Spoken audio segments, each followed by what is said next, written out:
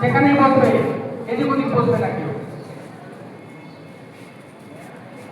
চুপটি করে তোমরা শুনবে স্যার কি বলছেন।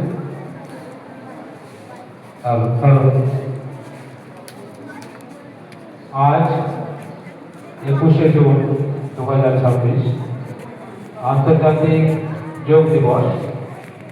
এবারের যোগ দিবসের মটো হলো যোগা ফর হেলদি এজিং।